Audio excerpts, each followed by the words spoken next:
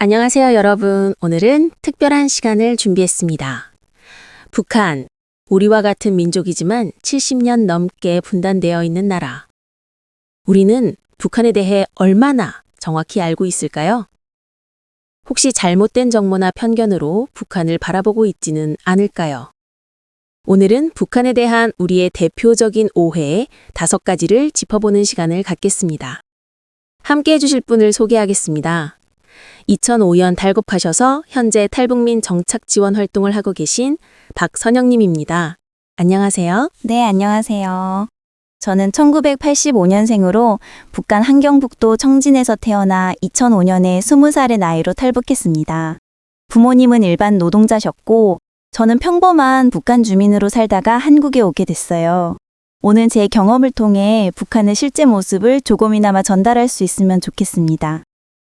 감사합니다.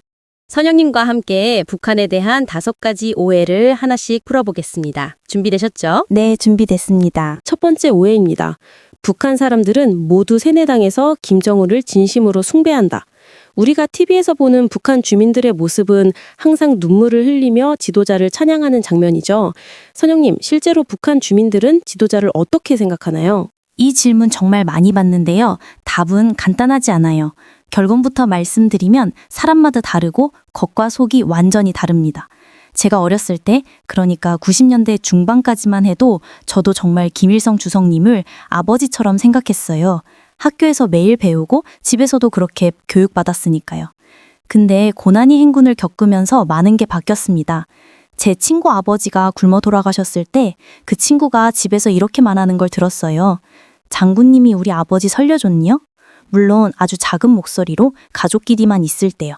그게 1997년이었어요. 그럼 밖에서는 전혀 다르게 행동한다는 말씀이신가요? 네, 완전히 다릅니다. 우리는 그걸 이중생활이라고 불러요. 밖에서는 무조건 충성하는 척 해야 하고 집에 오면 전혀 다른 이야기를 하죠. 저도 그랬어요.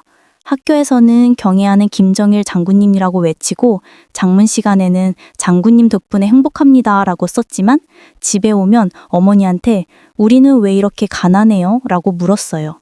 그런 이중생활이 힘들지 않았나요? 처음에는 힘들었죠. 근데 크면서 자연스럽게 배우게 돼요. 어디서 무슨 말을 해야 하는지, 누구 앞에서는 어떻게 행동해야 하는지. 그게 생존 방법이거든요. 제가 중학교 2학년 때 같은 반 친구가 하나 사라졌어요. 나중에 알고 보니 그 친구가 집에서 한 말을 이웃이 고발했대요. 김정일이 뭐가 위대해? 라고 했다나 뭐래나? 그 친구 가족 전체가 정치범 수용소로 끌려갔어요. 그렇게 위험한데도 사람들이 속으로는 불만을 품고 있다는 거죠. 네, 특히 2000년대 들어서면서 장마당 세대들은 더 그랬어요. 제가 탈북하기 전인 2004년쯤 제 또래 친구들끼리 모이면 한국 드라마 이야기를 했어요. 물론 아주 조심스럽게요. 그러면서 자연스럽게 우리는 왜 이렇게 사냐? 남한은 정말 저렇게 잘 사냐? 이런 이야기가 나왔죠. 한 번은 제 친한 언니가 이런 말을 했어요. 선영아, 우리가 배운 게 다 거짓말이면 어떡하지? 그때 우리는 둘 다 정말 무서웠어요. 그런 생각을 한다는 것 자체가 범죄니까요. 근데 동시에 그런 의문을 품지 않을 수가 없었어요. 현실과 교육받은 내용이 너무 달랐거든요. 그럼 TV에서 보는 북한 주민들의 눈물은 연기인가요? 어떤 사람은 진짜 울어요. 특히 나이 드신 분들 중에는 정말 믿는 분들이 계세요. 제 할머니도 김일성 주석이 돌아가셨을 때 진심으로 우셨어요. 그분들은 6.25 전쟁을 겪으셨고 김일성 시대를 직접 경험하신 분들이니까 그럴 수 있다고 생각해요. 근데 제 세대, 그러니까 80년대 후반, 90년대생들은 대부분 우는 척해요. 안 울면 안 되니까요. 제가 중학교 때 김일성 주석이 돌아가셨을 때를 기억해요. 선생님이 충분히 슬퍼하지 않은 학생은 기록된다 라고 했어요.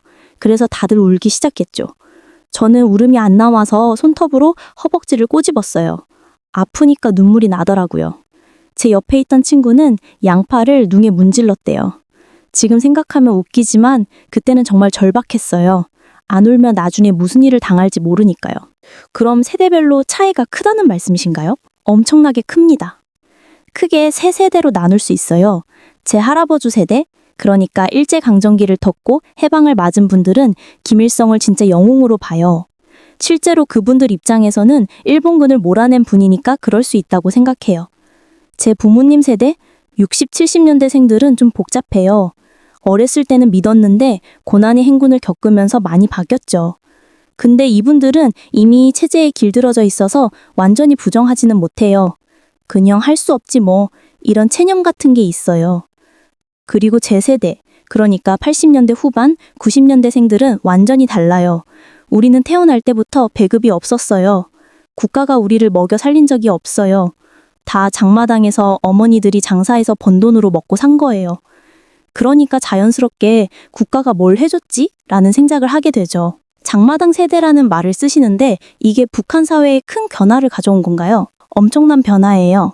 제 친구들만 봐도 그래요. 한 친구는 어머니가 장마당에서 옷 장사를 하셨는데 그 친구는 초등학교 때부터 어머니 장사 도와줬어요. 물건 나르고 손님 부르고 돈 계산하고 그러면서 자연스럽게 돈이 있어야 산다는 걸 배운 거예요. 그 친구가 중학교 때 이런 말을 했어요. 국가는 우리한테 아무것도 안 해주잖아. 우리 엄마가 돈 벌어서 우리가 먹고 사는 거지. 그때 저도 맞아 라고 생각했어요. 실제로 그랬으니까요. 그럼 김정은 체제에 대해서는 어떻게 생각하세요? 선영님이 북한에 계실 때는 김정일 시대였잖아요. 저는 김정은 시대를 직접 경험하지 못했지만 한국에 온 후에 만난 최근 탈북민들 이야기를 들어보면 크게 달라진 건 없다고 해요. 여전히 겉으로는 충성하는 척하고 속으로는 다른 생각을 하는 거죠. 오히려 김정은이 젊어서 그런지 젊은 세대들은 더 냉소적이래요. 저 사람도 우리랑 비슷한 나이인데 뭐가 대단하다고 라는 생각을 한대요. 물론 절대 밖에선 말 못하지만요. 마지막으로 이 주제에 대해 정리를 해주신다면? 북한 주민들이 모두 세뇌당했다고 생각하시면 안 돼요. 우리도 다 생각이 있고 의심도 하고 불만도 있어요. 다만 그걸 표현할 수 없는 환경일 뿐이에요. 겉과 속이 다른 게 우리 잘못이 아니에요. 그게 생존 방법이었으니까요. 한 가지만 더 말씀드리면 평양 사람과 지방 사람도 달라요. 평양 사람들 중에는 정말 체제를 믿는 사람들이 꽤 있어요. 그분들은 실제로 체제의 혜택을 받으니까요. 근데 지방, 특히 함경도 같은 곳 사람들은 대부분 속으로 불만이 많아요. 국가한테 받은 게 없으니까요. 북한 주민들도 우리와 똑같은 사람이고 다만 그 시스템 안에서 살아남기 위해 겉과 속을 다르게 할 수밖에 없다는 말씀이시네요. 잘 알겠습니다. 그럼 두 번째 오해로 넘어가 볼까요? 네, 좋습니다. 두 번째 오해입니다. 북한은 완전히 폐쇄되어 외부 정보가 전혀 없다. 많은 분들이 북한을 철회장막으로 완전히 차단된 나라로 생각하시는데요. 선영님, 북한에 계실 때 한국 드라마나 영화를 본 적 있으신가요? 네, 많이 봤어요. 그것도 아주 많이요. 사실 제가 탈북을 결심한 가장 큰 이유가 한국 드라마였어요. 정말요? 자세히 말씀해 주시겠어요? 2003년이었어요. 제가 18살 때 친구 언니가 조심스럽게 저한테 CD 하나를 건네줬어요. 이거 집에 가서 혼자 봐. 절대 아무한테도 말하지 말고. 그렇게 받은 게 겨울연가였어요. 처음에는 정말 무서웠어요. 그거 걸리면 정치범 수용소 가는 거잖아요. 집에 가져가서 며칠 동안 그냥 숨겨만 뒀어요. 근데 허기심을 이길 수가 없더라고요. 어느 날 밤 부모님이 주무시고 나서 이불을 뒤집어 쓰고 DVD 플레이어에 이어폰 꽂아서 봤어요. 소리가 새 나갈까봐 볼륨은 최소로 하고요. 처음 보셨을 때 어떠셨어요? 충격이었어요. 정말 큰 충격. 드라마 속 한국 사람들이 먹는 음식, 입는 옷, 사는 집, 타는 차, 모든 게 다 달랐어요. 우리는 학교에서 남조선 인민들이 미제의 식민지배를 받으며 굶주리고 고통받고 있다고 배웠거든요. 근데 드라마를 보니까 아무도 굶주리지 않았어요. 오히려 음식을 남기더라고요. 레스토랑에서 밥을 먹는데 우리 집에서는 명절 때나 먹을 수 있는 음식들을 그냥 먹는 거예요. 저는 그날 밤 새벽까지 울었어요. 우리가 배운 게 다 거짓말이었구나 라는 생각이 들면서요. 그런 영상물들이 북한에 어떻게 들어가는 건가요? 주로 중국을 통해서 들어와요. 중국과 북한 국경, 두만강이나 압록강을 통해서 밀수로 들어오는 거죠. 중국 상인들이 북한 상인들한테 팔고 그게 장마당을 통해 퍼지는 거예요. 제가 했을 때는 CD나 DVD였는데 요즘은 USB나 SD 카드래요. 작으니까 숨기기도 쉽고요. 제가 아는 언니 하나는 그런 거 복사해서 파는 일을 했어요. 위험한 일이지만 돈이 되니까 하는 거죠. 가격은 어느 정도였나요? 제가 있을 때는 드라마 한 편 담긴 CD가 중국 돈으로 12완에서 20위안 정도였어요. 우리 돈으로는 한 2,000원에서 4,000원? 북한에서는 큰 돈이에요. 그래서 한 CD를 여러 명이 돌려가며 봤어요. 저도 친구들이랑 CD 하나를 일주일 동안 돌려봤어요. 당국에서도 단속을 했을 텐데요. 엄청 했죠. 근데 완전히 막을 수가 없었어요. 너무 많이 퍼져 있었거든요. 제가 살던 청진만 해도 제 주변 친구들 10명 중 7, 8명은 한국 드라마를 본 경험이 있었어요. 단속은 불규칙적으로 해요. 보통 중요한 국가 행사 전이나 아니면 김정은 위원장이 특별 지시를 내렸을 때 집중적으로 하죠. 그럴 때는 정말 무서워요. 갑자기 보위부 사람들이 집집마다 들이닥쳐서 수색을 하거든요. 저희 집도 한 번 걸렸어요. 2004년 여름이었는데 다행히 그날은 CD를 친구 집에 맡겨놔서 안 걸렸는데 그날 밤에 우리 가족 모두 얼마나 무서운지 몰라요. 아버지가 다시는 그런 거 보지 말라고 하셨어요. 근데 한 달 지나니까 또 보더라고요. 그만큼 끊을 수가 없었어요. 그럼 걸리면 어떻게 되나요? 정도에 따라 다른데요. 처음 걸리면 보통 노동 단련대에 몇 개월 가요. 강제 노동을 하는 것이에요. 두 번째 걸리거나 걸렸을 때 분량이 많으면 교화소에 가요. 이건 더 심각한 것이에요. 최소 1년에서 3년 정도 가죠. 그리고 만약에 한국 드라마를 많이 보고 다른 사람들한테 전파하고 심지어 장사까지 했다면 정치범 수용소에 갈 수도 있어요. 이건 거의 사형 선고나 마찬가지예요. 평생 나올 수 없거든요. 제 친구 오빠가 한번 걸렸어요. CD 복사해서 파는 걸 하다가 걸렸는데 다행히 뇌물을 많이 써서 노동 단련대 3개월로 끝냈어요. 그 뇌물 쓰느라고 그 집이 거의 망할 뻔했대요. 그렇게 위험한데도 계속 보는 이유가 뭘까요? 한번 보면 끊을 수가 없어요. 저도 그랬어요. 겨울연가 보고 나서 그 다음에 내 이름은 김삼순, 대장금, 주몽 이런 드라마들을 계속 찾아봤어요. 하나 보면 다음 게 궁금한 거예요. 그리고 단순히 재미있어서만 본 게 아니고 드라마를 보면서 한국 사회에 대해 배우는 거예요. 사람들이 어떻게 사는지, 무슨 음식을 먹는지, 어떤 옷을 입는지, 연애는 어떻게 하는지 그런 게 다 궁금했어요. 특히 제가 충격받은 게 자유예요. 드라마에서 사람들이 그냥 자유롭게 말하고 자유롭게 사랑하고 자유롭게 직업을 선택하는 걸 보면서 우리도 저렇게 살 수 있지 않을까? 라는 생각이 든 거예요. 그게 제 탈북의 시작이었어요. 다른 외부 정보는 어떤가요? 인터넷 같은 건. 제가 있을 때는 일반 주민들은 인터넷을 못 썼어요. 평양의 특견층이나 대학교 일부에서만 제한적으로 쓸 수 있었고요. 근데 중국 접경 지역에서는 중국 핸드폰을 몰래 쓰는 사람들이 있었어요. 제 친구 언니가 중국 핸드폰을 하나 가지고 있었는데 중국 친척이 넘겨준 거였는데 밤에 두만강 근처로 가서 중국망을 잡아서 통화를 하더라고요. 정말 위험한 짓이에요. 걸리면 바로 정치범 수용소거든요.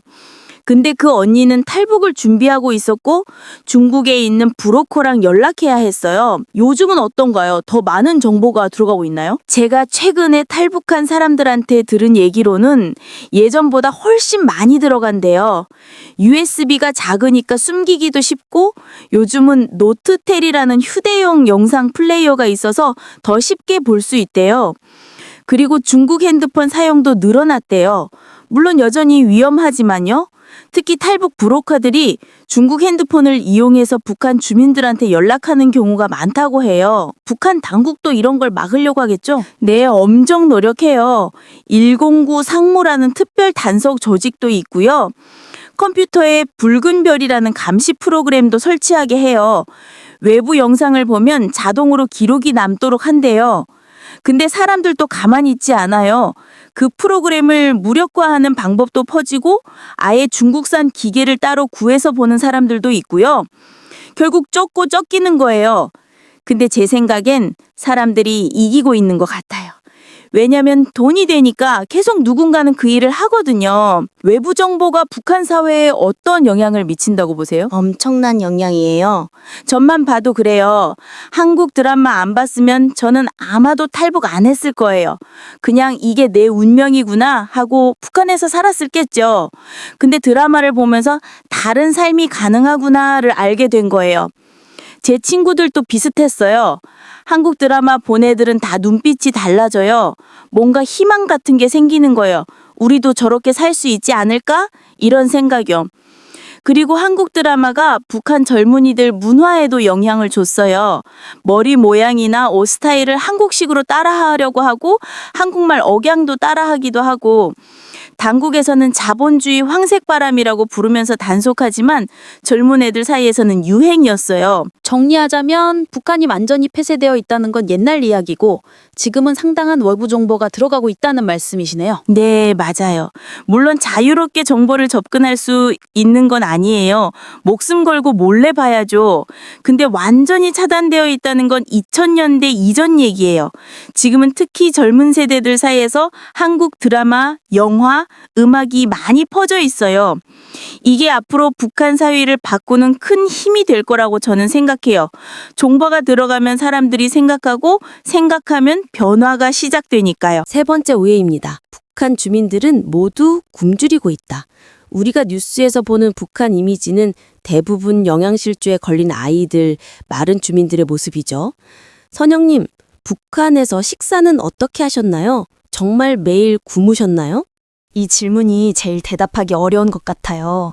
왜냐하면 시기에 따라, 지역에 따라, 그리고 집안 형편에 따라 완전히 다르거든요. 제 경험을 말씀드리면 저는 1990년대 중반, 고난의 행군 시기에는 정말 굶었어요. 그때는 정말 지옥 같았죠. 고난의 행군 시기라면 1995년부터 1998년 정도를 말씀하시는 거죠? 네, 맞아요. 제가 10살에서 13살 때였어요. 그때는 하루에 한 끼도 제대로 못 먹는 날이 많았어요. 아침에 옥수수 한 줌으로 죽을 쓰면 그게 하루 식사였어요. 가끔은 풀을 뜯어다가 죽에 넣어 먹었어요. 나무 껍질을 벗겨서 삶아 먹은 적도 있고요. 제일 힘들었던 건 1997년 겨울이었어요. 그때 저희 집에는 며칠 동안 먹을 게 하나도 없었어요. 어머니가 장마당에 나가셔도 팔 게 없으니까 돈을 못 보셨고, 돈이 없으니까 식량을 살 수가 없었죠. 저는 그때 며칠을 물만 마시고 버텼어요. 배가 너무 고파서 잠을 잘 수가 없었어요. 정말 힘드셨겠네요. 주변에서도 그런 상황이었나요? 제 친구 중에 몇 명은 그때 죽었어요. 영양실조로요. 한 친구는 아버지가 먼저 돌아가셨고, 한 달 뒤에 어머니도 돌아가셨어요. 그 친구랑 동생 둘이 남았는데 결국 그 친구 동생도 굶어 죽었어요. 그 친구는 혼자 살아남았는데 나중에 꽃제비가 됐어요. 집도 없이 거리를 떠돌아다니는 아이들이요. 학교에 가면 반에서 절반도 안 나왔어요. 다들 굶어서 학교를 못 나오는 거예요. 나온 애들도 수업 중에 쓰러지는 애들이 있었어요. 선생님도 마찬가지였어요. 선생님도 굶고 계셨으니까 제대로 된 수업이 안 됐죠.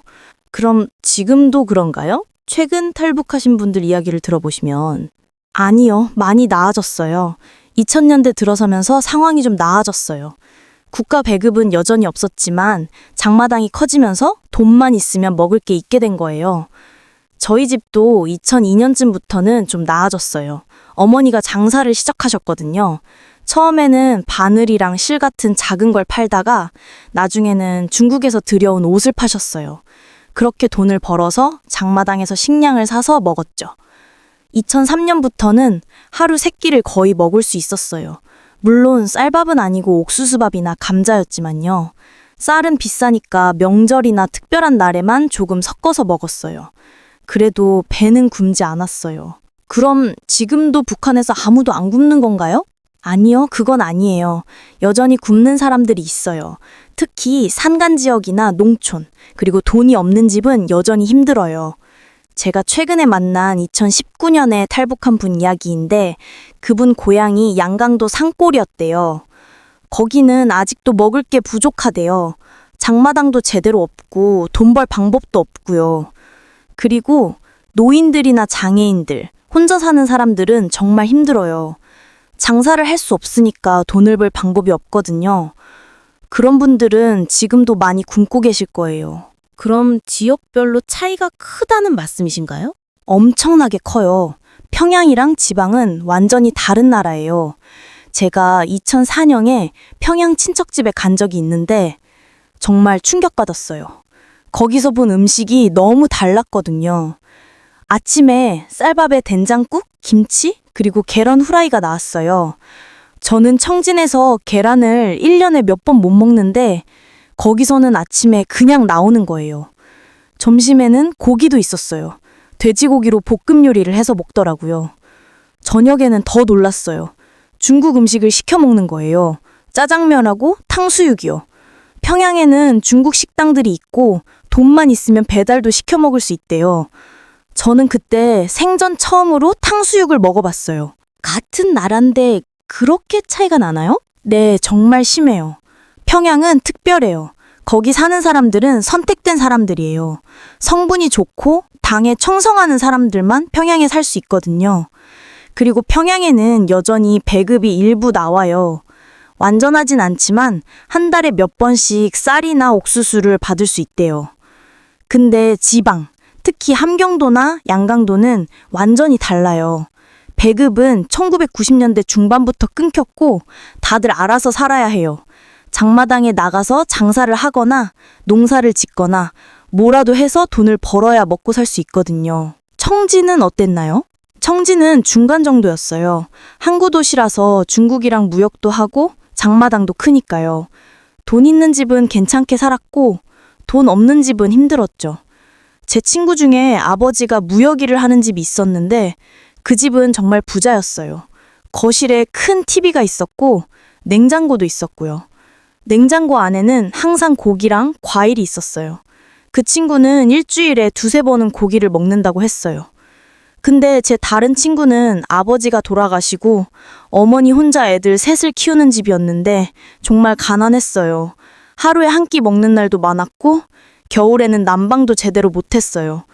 같은 청진 안에서도 이렇게 차이가 컸어요. 그럼 돈이 있고 없고가 중요하다는 말씀이시네요? 네, 맞아요. 북한이 완전히 돈 사회가 됐어요. 예전에는 성분이 중요했어요. 당에 충성하고 집안 배경이 좋으면 잘 살 수 있었죠. 근데 지금은 돈이에요. 돈만 있으면 뭐든지 할 수 있어요. 돈주라고 들어보셨어요? 돈 많은 사람들이요. 이 사람들은 장사나 무역으로 엄청난 돈을 벌었어요. 미국 돈으로 수십만 불, 많으면 100만 불 이상 가진 사람들도 있대요. 이 사람들은 평양 사람들보다 더 잘 살아요. 제가 아는 아주머니 하나는 중국 물건 무역을 하셨는데 집에 냉장고가 2개 있었어요. 하나는 음식용, 하나는 장사 물건 보관용. 그 집은 거의 매일 고기를 먹었고 중국산 과자나 음료수도 항상 있었어요. 장마당에서는 어떤 음식을 살 수 있나요? 거의 다 있어요. 쌀, 옥수수, 밀가루 같은 곡물은 기본이고요. 고기도 다 있어요. 돼지고기, 닭고기, 개고기도 있고요. 소고기는 좀 비싸서 부자들만 사 먹어요. 물고기도 많아요. 명태, 가자미, 오징어 이런 거요. 채소는 계절마다 다른데 배추, 무, 감자, 고구마, 오이, 토마토, 가지 다 있어요. 과일도 사과, 배, 복숭아, 수박 이런 거 다 나와요. 중국에서 들여온 바나나나 오렌지도 있는데 엄청 비싸요. 중국산 식품도 많아요. 라면, 과자, 사탕, 음료수, 기름, 조미료 이런 거 다 팔아요. 북한에서 만든 것보다 중국 제품이 더 인기가 있어요. 맛도 좋고 포장도 예쁘거든요. 그럼 돈만 있으면 먹을 게 있다는 거네요? 예, 맞아요. 2000년대 중반 이후로는 장마당에 음식이 꽤 많아요. 문제는 돈이에요. 돈이 없으면 장마당에 음식이 산더미처럼 쌓여 있어도 소용접죠. 제가 탈북하기 전에 장마당에서 본 건데 한쪽에서는 고기랑 생선이랑 과일을 파는데 바로 옆에서는 말라깽이 할머니가 선 내밀고 구걸하시는 거예요. 그 할머니는 돈이 없으니까 바로 옆에 음식이 있어도 굶는 거죠. 그게 북한의 현실이에요. 배급은 정말 전혀 없나요? 평양 일부 지역이랑 특수직종 사람들한테는 나와요. 군수공장 노동자나 중요한 일 하는 사람들인 가끔 배급을 받는다고 해요. 그리고 명절 때 평양 주민들한테는 특별 배급이 나가기도 하고요. 근데 대부분 지역에서는 1990년대 중반부터 배급이 끊겼어요. 저희 아버지는 공장 노동자였는데 1996년부터는 배급이 완전히 안 나왔어요. 그때부터 어머니가 장사를 시작하신 거예요. 공장에는 여전히 나가세요. 안 나가면 처벌받으니까요. 근데 일을 해도 월급이 안 나와요. 나와도 한 달에 북한 돈으로 몇천 원? 그걸로 쌀 1kg도 못 사요. 그러니까 공장은 형식적으로 나가고 실제로는 다들 장사를 해서 먹고 사는 거예요. 고기는 얼마나 자주 드셨어요? 저희 집은 한 달에 한두 번 정도? 명절이나 어머니 장사가 잘 됐을 때요. 주로 돼지고기를 조금 사서 가족이 나눠 먹었어요. 한 번에 500g 정도? 그걸로 볶음이나 국을 끓였어요. 닭은 좀 더 자주 먹었어요. 닭이 돼지고기보다 쌌거든요.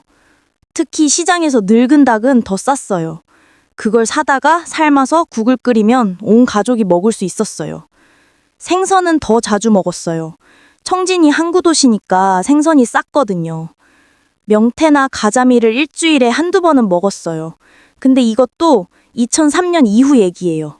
그 전에는 생선도 자주 못 먹었어요. 쌀밥은 얼마나 자주 드셨어요?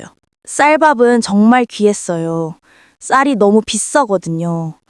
우리는 보통 옥수수밥을 먹었어요. 가끔 쌀을 조금 섞어서 먹었는데 쌀이 10% 정도? 나머지는 다 옥수수예요. 명절이나 생일 같은 특별한 날에는 쌀밥을 먹었어요. 그것도 쌀 100%가 아니라 쌀 70%, 옥수수 30% 이렇게 섞어서요. 순수한 쌀밥은 1년에 몇 번 못 먹었어요. 근데 돈 많은 집은 매일 쌀밥 먹어요. 제 친구 중에 부잣집 애가 있었는데 그 집은 매일 쌀밥 먹고 반찬도 엄청 많았대요. 같은 청진에 살아도 이렇게 다른 거예요. 코로나 이후는 어떤가요? 제가 한국에 온 후라서 직접 경험은 못했지만 최근 탈북한 사람들한테 들은 얘기로는 정말 힘들었대요. 2020년에 중국 국경을 완전히 봉쇄했잖아요.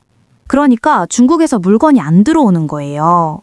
장마당에 물건이 없어지고 있는 것도 가격이 말도 안 되게 올랐대요. 쌀 가격이 2배 이상 올랐고 중국산 물건은 거의 구할 수가 없었대요. 그래서 중산층 집도 많이 힘들었다고 해요. 2021년, 2022년에는 다시 풀죽 먹는 집들이 생겼대요. 특히 지방이나 가난한 집들은 정말 힘들었을 거예요. 지금은 조금 나아졌다고 하는데 여전히 2019년보다는 힘든 상황이래요. 정리하자면 모든 북한 주민이 굶는다는 건 과장이지만 여전히 많은 사람들이 식량 부족으로 힘들어하고 특히 지역과 계층에 따라 차이가 엄청 나다는 말씀이시네요. 네, 정확해요. 평양 부자들은 우리보다 더 잘 먹을 수도 있어요. 근데 산골 가난한 집은 여전히 하루 한 끼도 제대로 못 먹어요. 이게 북한의 현실이에요. 한 가지만 더 말씀드리고 싶은 건 북한 사람들을 단순히 굶주리는 불쌍한 사람들로만 보지 않았으면 좋겠어요. 우리도 그 힘든 환경에서 살아남으려고 최선을 다하는 사람들이에요. 장사도 하고 농사도 짓고 온갖 방법을 다 동원해서 살아남으려고 노력하는 거예요. 그런 강인함도 봐주셨으면 해요. 중요한 말씀 감사합니다. 그럼 네 번째 오해로 넘어가 볼까요? 네, 좋습니다. 네 번째 오해입니다. 북한에는 자유연애나 이혼이 없다. 많은 분들이 북한을 굉장히 경직된 사회로 생각하시면서 연애도 국가가 정해주고 이혼도 불가능하다고 생각하시는데요. 선영님, 북한에서 연애는 어떻게 하나요? 이 질문 받으면 항상 웃게 돼요. 북한에도 연애 있어요. 당연히 있죠. 우리도 사람인데요. 저도 북한에 있을 때 연애했었어요. 정말요? 자유롭게 연애할 수 있었나요? 자유롭다는 표현이 맞을지는 모르겠는데 일단 연애는 해요. 국가가 배우자를 정해주는 거 아니에요.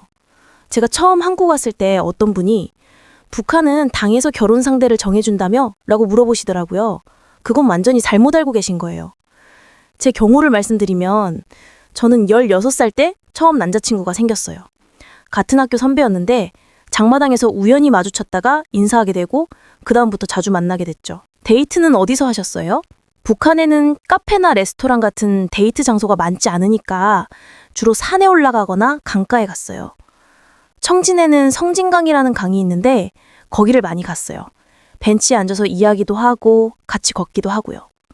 가끔은 영화를 상영하는 문화회관에 가기도 했어요. 영화 보는 건 데이트 코스였어요. 물론 북한 선정 영화나 중국 영화지만요. 한 번은 그 선배가 중국 과자를 사줬는데 그게 정말 기뻤어요. 당시에 중국 과자는 비쌌거든요. 부모님은 아셨나요? 처음에는 몰래 만났어요. 북한에서는 학생이 연애하는 걸 좋게 보지 않거든요. 특히 여학생은 더 그래요. 학생의 본분을 망각했다고 해서 학교에서 비판받을 수 있어요. 그래서 처음 몇 달은 비밀로 했는데 어느 날 어머니가 눈치채셨어요. 제가 자꾸 밖에 나가고 표정도 달라지니까요. 어머니가 물어보셔서 솔직하게 말씀드렸어요. 다행히 어머니가 나중에 결혼할 사람이면 괜찮다고 하시면서 허락해 주셨어요. 그럼 공개적으로 연애할 수 있나요? 학교 다닐 때는 조심해야 해요. 선생님한테 걸리면 혼나거든요. 그래서 학교에서는 모르는 척하고 방과 후에 몰래 만났어요. 근데 졸업하고 나면 달라져요. 성인이 되면 연애하는 게 자연스러워요. 장마당에 가보면 젊은 커플들이 손잡고 걷는 거 볼 수 있어요. 요즘은 예전보다 훨씬 자유로워졌대요. 제 친구 하나는 남자친구랑 장마당 데이트를 자주 했대요. 같이 시장 구경하고 간식 사 먹고 그러다가 강가에 가서 이야기하고요. 평범한 연애죠. 스킨십은 어느 정도까지 가능한가요? 손잡는 건 괜찮아요. 길거리에서도 손잡고 다니는 커플들 많아요. 근데 키스나 포옹은 공공장소에서 하면 안 돼요. 그건 불량한 행동으로 간주돼요. 걸리면 신성하나 보위부에서 교양을 받아요. 그래서 커플들은 사람 없는 곳을 찾아가요. 산속이나 강가 외진 곳, 공원 구석진 곳 이런 데요. 저도 그 선배랑 처음 키스했을 때가 산에 올라갔을 때였어요. 주변에 아무도 없는 걸 확인하고요. 결혼은 어떻게 하나요? 부모님이 정하시나요? 아니요, 본인들이 정해요. 물론 부모님 허락은 받아야 하지만 요즘은 거의 자유연애 후 결혼이에요. 제 친구들만 봐도 다 스스로 만나서 결혼했어요. 옛날에는 중매 결혼도 많았대요. 특히 시골에서는요. 부모님이나 친척이 소개시켜주고 몇 번 만나보고 결혼하는 시기였대요. 근데 2000년대 들어서는 그런 게 많이 줄었어요. 결혼 나이는 남자가 보통 25살에서 30살, 여자가 23살에서 27살 정도예요. 법적으로는 남자 18살, 여자 17살부터 결혼할 수 있는데 실제로는 좀 더 늦게 해요. 특히 요즘은 경제적으로 준비하려면 시간이 걸리니까 더 늦어지는 추세래요. 결혼식은 어떻게 하나요? 북한에는 화려한 결혼식이 없어요. 보통 집에서 간단히 해요. 양가 가족들이 모여서 식사하고 신랑 신부가 인사드리고 그게 끝이에요. 한국처럼 예식장이나 하객 수백 명 이런 건 없어요. 근데 돈 있는 집은 달라요. 식당을 빌려서 하기도 하고 친척이랑 친구들을 많이 부르기도 해요. 평양에는 결혼식장도 몇 개 있다고 들었어요. 제 언니가 2004년에 결혼했는데 저희 집에서 했어요. 어머니가 음식을 준비하셨고 친척들 20명 정도 왔어요. 신랑이 양복 비슷한 옷을 입고 언니는 빨간색 치마 저고리를 입었어요. 한국처럼 웨딩드레스는 없어요. 이혼은 어떤가요? 정말 이혼이 불가능한가요? 이혼 돼요. 당연히 돼요.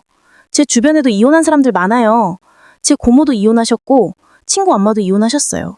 그럼 왜 이혼이 안 된다는 오해가 있을까요? 아마 절차가 복잡해서 그런 것 같아요. 북한에서 이혼하려면 법적으로 재판을 거쳐야 해요. 법원에 가서 이혼 사유를 설명하고 재판관이 판단해요. 근데 실제로는 대부분 뇌물로 해결해요. 법원 사람들한테 돈을 주면 빨리 처리해줘요. 안 그러면 몇 달씩 걸려요. 뇌물 얼마 주냐에 따라서 일주일 만에 끝나기도 하고 한 달 만에 끝나기도 해요. 이혼 사유는 어떤 게 있나요? 여러 가지 있어요. 가장 흔한 게 폭력이에요. 남편이 아내를 때리거나 술 먹고 난동 부리거나 하면 이혼 사유가 돼요. 제 고모도 고모부가 술 먹고 때려서 이혼하셨어요. 외도도 이혼 사유예요. 다른 여자랑 바람 피면 당연히 이혼 사유죠. 제 친구 엄마는 남편이 바람 피워서 이혼하셨어요. 경제적 무능력도 이혼 사유가 될 수 있어요. 남편이 일도 안 하고 돈도 안 벌고 집안일도 안 하면요. 요즘은 여자들이 돈을 벌잖아요. 장마당에서 장사를 해서요. 근데 남편이 아무것도 안 하고 빈둥거리면 아내가 당신이 뭐 하는 사람이냐? 라고 하면서 이혼하는 경우도 있어요. 이혼 후에는 어떻게 되나요? 이혼하면 보통 아이들은 엄마가 키워요. 특히 어린아이는 무조건 엄마한테 가요. 좀 큰 아이들은 아빠가 키우기도 하는데 대부분 엄마가 키워요. 이혼한 여자가 재혼하는 건 가능해요. 근데 쉽지는 않아요. 특히 아이가 있으면 더 어려워요. 그래도 재혼하는 사람들이 있어요. 제 고모는 이혼하고 3년 후에 다른 남자를 만나서 재혼하셨어요. 남자는 재혼이 더 쉬워요. 이혼한 남자가 젊은 여자랑 재혼하는 경우도 많아요. 이게 좀 불평등하다고 생각해요. 요즘 젊은 세대는 연애관이 어떤가요? 많이 달라졌어요. 제 세대만 봐도 부모님 세대랑 완전히 달라요. 우리는 한국 드라마를 보면서 자랐잖아요. 그러니까 자연스럽게 한국식 연애를 동경하게 돼요. 제 친구들도 드라마에 나오는 것처럼 로맨틱한 연애를 꿈꿨어요. 남자친구가 꽃을 사주거나 편지를 써주거나 깜짝 선물을 주거나 하는 거요. 실제로 그런 남자친구를 만나면 친구들한테 자랑하고요. 한 친구는 남자친구가 생일 때 중국산 초콜릿을 선물했다고 엄청 좋아했어요. 그게 북한에선 비싼 선물이거든요. 다른 친구는 남자친구가 손편지를 써줬다고 그걸 보물처럼 간직했어요. 여성들의 지위는 어떤가요? 예전보다 많이 높아졌어요. 왜냐하면 여자들이 돈을 버니까요. 장마당 경제가 발달하면서 여자들이 장사를 많이 해요. 남자들은 공장이나 직장에 나가야 되는데 거기서는 돈을 못 벌어요. 그러니까 실질적으로 가정 경제는 여자들이 책임지는 거예요. 그러다 보니 여자들 목소리가 커졌어요. 집안에서도 여자들이 결정권이 많이 갖게 되고요. 제 어머니만 봐도 그래요. 집안 경제를 어머니가 다 책임지셨으니까 중요한 결정도 어머니가 하셨어요. 요즘은 여자들도 달라졌어요. 예전에는 남자가 하라는 대로 해야 된다는 분위기였는데 요즘은 내가 왜 그래야 되는데? 라고 말해요. 제 친구 하나는 남자친구가 무리한 요구를 하니까 그럼 나 다른 남자 만날래? 라고 했대요. 그 정도로 당당해졌어요. 결혼할 때 중요하게 생각하는 게 뭔가요? 요즘은 무조건 돈이에요. 남자가 돈을 벌 수 있는 능력이 있는지, 지분이 있는지 이런 게 제일 중요해요. 예전에는 성분이 중요했는데 지금은 돈이 성분보다 중요해요.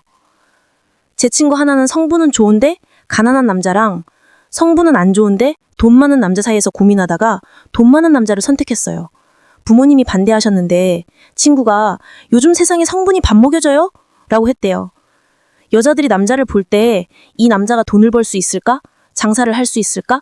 중국이란 연결이 있을까? 이런 걸 봐요. 무역일 하는 남자들이 인기가 많아요. 돈을 많이 버니까요.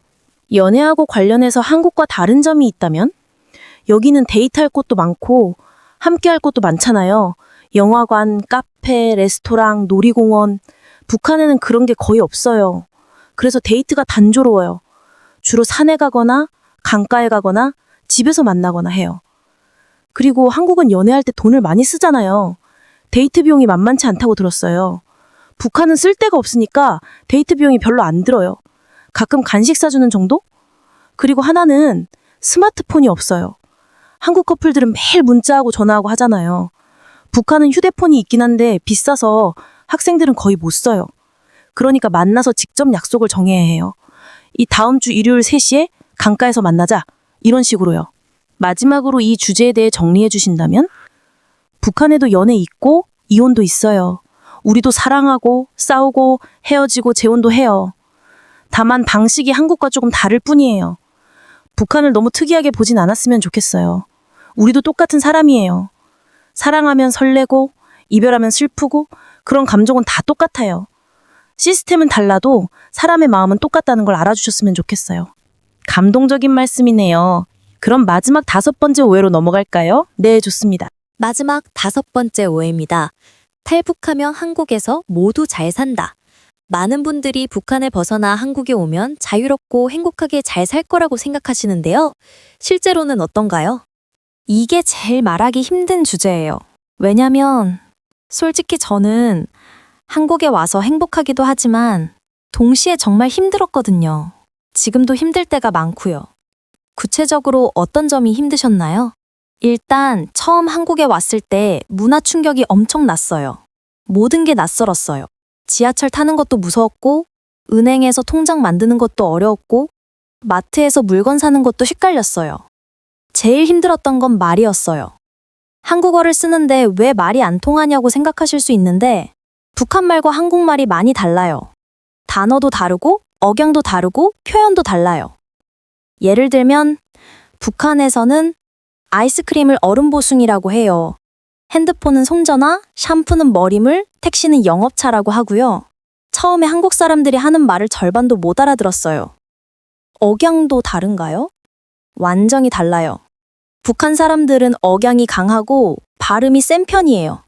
한국 사람들은 부드럽게 말하는데 저는 그걸 몰라서 처음에 계속 크고 세게 말했어요. 그러니까 사람들이 저를 이상하게 쳐다보더라고요. 한 번은 편의점에서 담배 하나 주세요 라고 했는데 알바생이 깜짝 놀라면서 뒤로 물러서더라고요. 나중에 알고 보니 제가 너무 세게 말해서 화난 것처럼 들렸대요. 저는 평범하게 말한 건데 말이에요. 그런 문화 차이 때문에 어려움이 많으셨겠네요. 네, 정말 많았어요. 그리고 제일 힘든 건 편견이에요. 제가 탈북민이 하는 걸 알면 사람들 태도가 달라져요.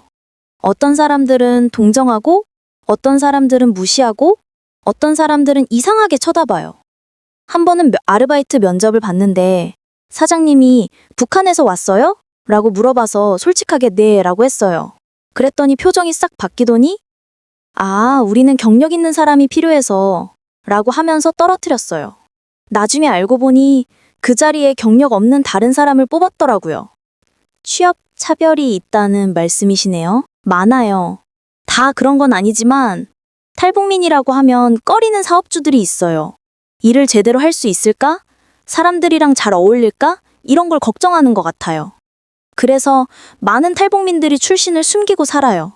저도 한동안 숨기고 살았어요. 사람들한테 중국에서 왔어요 라고 거짓말했어요. 중국 첩보라고 하면 사람들이 별로 신경 안 쓰거든요. 근데 그렇게 거짓말하고 사는 게 정말 괴로웠어요. 경제적으로는 어떠셨나요? 처음에는 국가에서 정착금을 줘요. 근데 그게 생각보다 많지 않아요. 그걸로 집도 구하고 가구도 사고 생활해야 하는데 금방 바닥나요. 그리고 일자리를 구해야 하는데 이게 쉽지 않아요. 저는 북한에서 고등중학교만 나왔어요. 한국으로 치면 고등학교 졸업인데 한국에서는 고졸로 할 수 있는 일이 많지 않아요. 특히 탈북민이면 더 어려워요. 제 친구 하나는 3년 동안 알바만 전전했어요. 편의점, 식당, 청소 다 해봤는데 다 최저시급이었어요. 그러다가 지쳐서 결국 공장에 들어갔어요. 지금도 그곳에서 일하고 있어요. 대학은 안 가셨나요? 저는 못 갔어요. 공부도 어렵고 돈도 없었고 일단 돈을 벌어야 했거든요. 혼자 살아야 했으니까요. 탈북민들 중에 대학 가는 사람들도 있어요. 특히 젊게 온 사람들은요. 근데 대학 가서도 힘들어요. 수업 따라가기 어렵고 친구들이랑 대화도 안 되고요. 제가 아는 동생 하나는 대학에 갔는데 1년 만에 그만뒀어요. 수업 내용도 어렵고 친구들이 하는 말도 잘 못 알아듣겠고 뭔가 계속 뒤처지는 느낌이 들어서 그만뒀대요. 지금은 식당에서 일하고 있어요. 심리적으로는 어떠셨나요? 이게 제일 힘들었어요. 육체적인 어려움은 참을 수 있는데 마음이 힘든 건 정말 견디기 어려워요. 저는 한국에 와서 처음 1년 동안 우울증이 왔어요. 밤에 잠을 잘 수가 없었어요. 북한에 두고 온 가족 생각, 탈북 과정에서 겪은 일들, 여기서의 외로움, 이런 생각들이 머릿속을 떠나질 않았어요. 한 번은 정말 힘들어서 병원에 갔어요. 의사 선생님이 외상후 스트레스 장애라고 진단했어요. 탈북 과정에서 겪은 트라우마 때문이래요. 약을 처방받아서 먹었는데 그게 좀 도움이 됐어요. 탈북 과정이 그렇게 힘드셨나요? 말로 다 설명할 수 없어요. 두만강을 건널 때, 중국에서 숨어 지낼 때, 브로커들한테 당했던 일들? 지금도 악몽을 꿔요. 강물에 빠져 죽을 뻔했던 순간? 중국 공안한테 쫓기던 순간? 그런 꿈을 꾸고 식은땀 흘리며 깨어나요. 그리고 죄책감도 커요. 저는 살아서 한국에 왔는데 북한에 있는 가족들은 어떻게 살고 있을까? 혹시 제가 탈북한 걸로 피해받는 건 아닐까? 이런 생각하면 가슴이 찢어지는 것 같아요. 가족과는 연락이 안 되시나요? 처음 몇 년은 중국 브로커를 통해서 몇 번 통화했어요. 어머니 목소리를 들었을 때 정말 울었어요. 어머니도 우시면서 잘 살아라, 거기서 잘 살아라 라고만 하셨어요. 근데 2016년쯤부터 연락이 끊겼어요. 아마 북한에서 단속이 심해져서 그런 것 같아요. 지금은 어머니가 어떻게 지내시는지, 건강하신지, 살아계신지도 몰라요. 이게 제일 힘들어요. 가끔 뉴스에서 북한 소식 나오면 무서워요.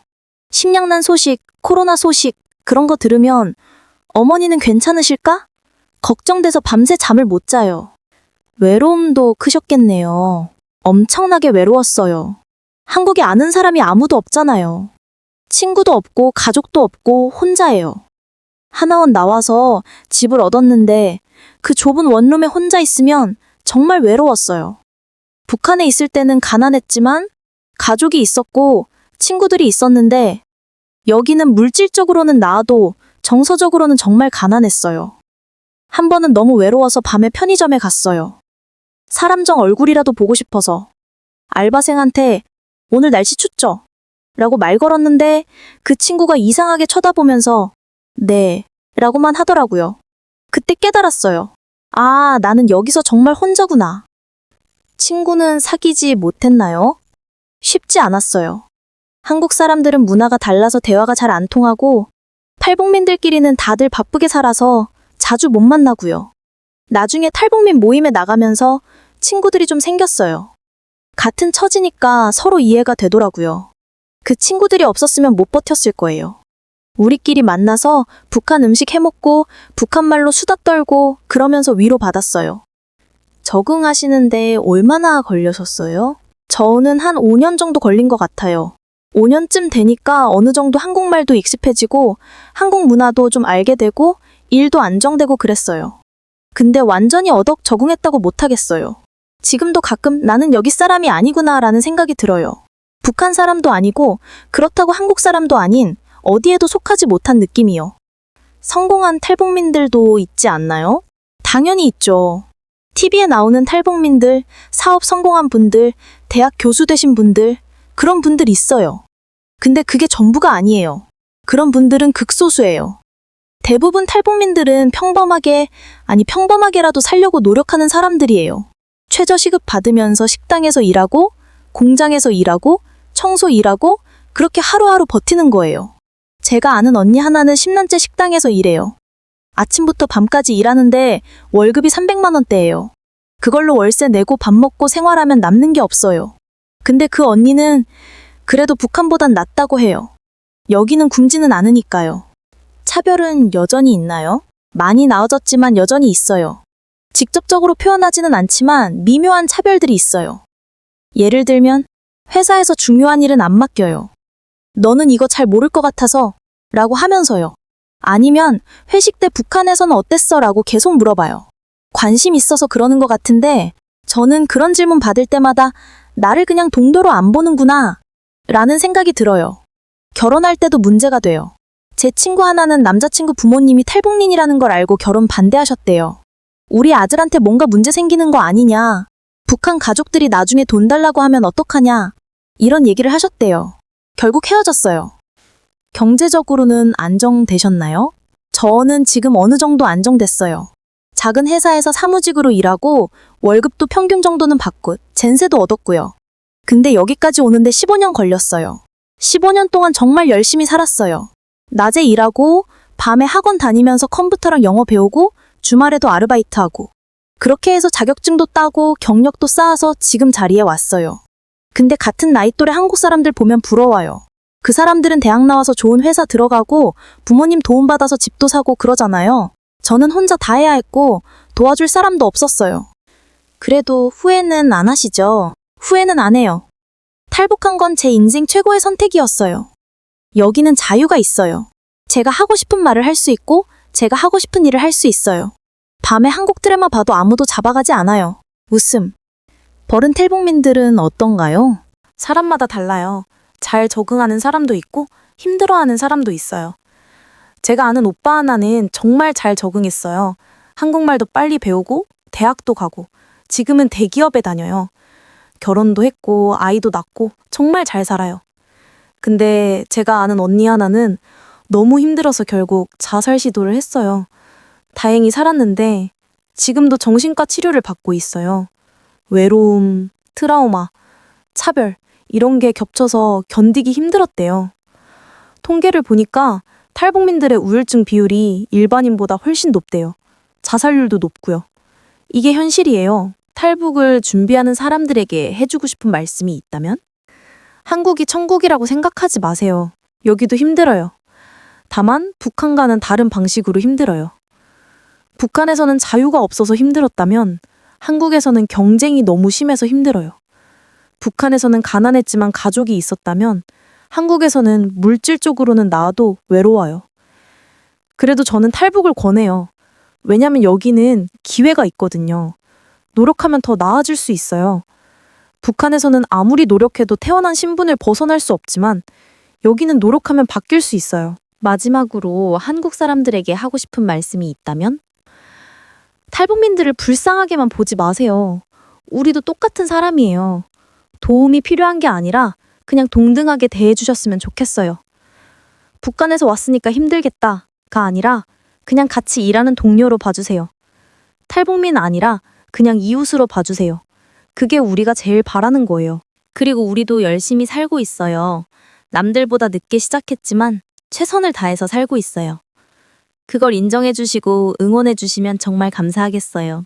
긴 시간 동안 솔직하게 이야기해주셔서 정말 감사합니다. 오늘 5가지 오해에 대해 들어봤는데 많은 분들이 북한에 대해 좀 더 정확히 이해하는 계기가 됐으면 좋겠네요. 저도 감사합니다. 이런 기회를 주셔서요. 여러분, 오늘 우리가 다룬 5가지 오해 기억하시죠? 북한 주민들이 모두 세뇌되어 있다는 것, 외부 정보가 전혀 없다는 것, 모두 굶주리고 있다는 것, 연애와 이혼이 없다는 것, 그리고 탈북하면 모두 잘 산다는 것. 이 모든 것이 오해였습니다. 북한도 탈북민도 우리와 똑같은 사람들입니다. 다만 다른 환경에서 다른 방식으로 살아가고 있을 뿐이죠. 이 점을 기억해 주시고 좀 더 이해하는 마음으로 바라주셨으면 합니다. 오늘 방송은 여기서 마치겠습니다. 시청해 주셔서 감사합니다.